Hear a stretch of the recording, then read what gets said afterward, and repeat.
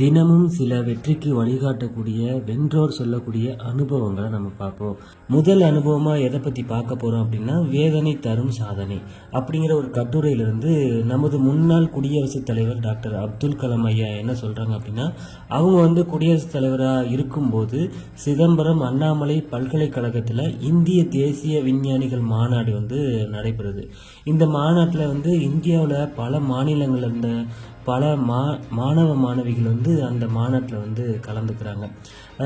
வழக்கம் போல் ஐயா உரையாற்றிய பிறகு பல கேள்விகளை மாணவர்கிட்ட கேட்பாங்க. நீங்கள் ஏதாவது என்கிட்ட கேட்க விரும்புகிறீங்களா அப்படின்னு சொல்லிட்டு. அப்போது ஒருத்தர் எழுந்திரிச்சு நம்ம கலாம் ஐயாட்ட கேள்வி கேட்குறாங்க. நம்ம இந்த தேசிய மாநாட்டை நடத்துறதுக்கு இவ்வளவு கஷ்டமாக இருக்குது, சிரமமாக இருக்குது, நம்ம எப்படி வல்லரசு நாடாக மாற முடியும் அப்படின்னு சொல்லிட்டு ஒரு சந்தேகமாக ஒருத்தர் கொஸ்டின் கேட்குறாங்க. அதுக்கு அருமையான பதிலாக அப்துல் கலாம் ஐயா சொல்லியிருப்பாங்க. அது என்ன அப்படின்னா, கலாம் ஐயா சிரிச்சுக்கிட்டே சொன்னாங்க, 20 ஆண்டுகளாக நாங்கள் கஷ்டப்பட்டு ஒரு ராக்கெட்டை முத உருவாக்கணும். அந்த ராக்கெட்டை விண்ணில் பறக்க விடும்போது அது முதல்ல கடலில் தான் போய் விழுந்துச்சு.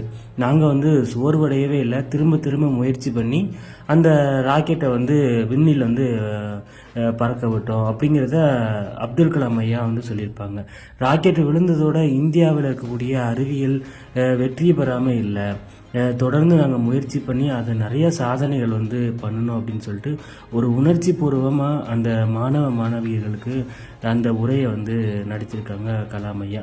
வேதனைகள் எவ்வளவுக்கு எவ்வளவு அதிகமாக இருக்கோ அவ்வளவுக்கு அதிகமாக சாதனைகளும் இருக்கும் அப்படிங்கிறதையும் இளைஞர்களுக்கு அப்துல் கலாம் ஐயா புரிய வைக்கிறாங்க. கண்ணுக்கு தெரியாததை காணுங்கள், நம்ப முடியாததை நம்புங்கள், முடியாததை முடித்து காட்டுங்கள் அப்படின்னு அந்த உரையில் சொல்லிட்டு முடிக்கிறாங்க. வீடியோ பார்க்குற உங்ககிட்ட ஒரு வேண்டுகோள், நீங்கள் கொடுக்கக்கூடிய ஒவ்வொரு லைக்கும் என்னை அடுத்த வீடியோ போடுறதுக்கு ஊக்கப்படுத்தும். அப்படியே நம்ம சேனலை சப்ஸ்கிரைப் பண்ணிடுங்க. அடுத்து ஏதாவது வாழ்க்கையில் வெற்றி பெற்றவங்க ஏதாவது அனுபவம் சொல்லியிருக்காங்களா அப்படின்னு கேட்டிங்கன்னா இருக்குது. நம்ம ஏதாவது டெய்லியுமே ஒரு விஷயத்தையோ அல்லது வாழ்நாள் முழுக்க ஒரு நிகழ்வுகளை உருவாக்கணும் அப்படின்னு நினச்சிக்கிட்டு இருக்கோம். அது ஒரு பிஸ்னஸாக இருக்கலாம், ஏதோ ஒரு விஷயத்தை உருவாக்குறோம். அந்த உருவாக்கம் பற்றிய தெளிவு நிறைய பேருக்கு இல்லாததுனால அதில் தோல்வி அடைகிறாங்க. அந்த உருவாக்கம் பற்றிய தெளிவு எப்படி இருக்கணும் அப்படிங்கிறதையும் இந்த கட்டுரையில் சொல்லியிருக்காங்க. என்ன அப்படின்னா, ஒரு சிலந்தி பூச்சி இருக்குது. அந்த சிலந்தி பூச்சி ஒரு வலையை ரொம்ப கஷ்டப்பட்டு அந்த வலையை பின்னுது. அந்த வலையை பின்னிட்டு ஒரு மூலையில் மட்டும் பார்க்குது. அந்த வலையோட நூல், அந்த இலை ஒரு நூல் மட்டும் கொஞ்சம் தடிமனாக இருக்குது. அதை பார்த்துட்டு சிலந்திக்கு ஒரே சந்தேகம், என்னடா இது மட்டும் கொஞ்சம் வேறுபட்டு இருக்குது, இதில் ஏதாவது பிரச்சனையாக இருக்குமோ அப்படின்னு சொல்லிட்டு அந்த சிலந்தி வலையில் இருக்கக்கூடிய ஒரு தடிமனாக இருக்கக்கூடிய அந்த நூல் இலையை கட் பண்ணுது. உடனே என்ன ஆகுது அப்படின்னா, அந்த சிலந்தி வலை மொத்தமாக கீழே விழுந்துருது. அதுக்கப்புறம் தான் அந்த சிலந்தி ஒரு விஷயத்தை யோசிக்குது, அந்த தடிமனான நூலில் தான் இந்த சிலந்தி வலையே தாங்கிக்கிட்டு நின்றுருக்கு அப்படிங்கிறது புரிய வருது. இதில் என்ன சொல்ல வராங்க அப்படின்னா, நம்ம என்ன விஷயத்தை உருவாக்குறோம் அதை பற்றின சரியான புரிதல் இருக்கணும் அப்படிங்கிறத சொல்கிறாங்க.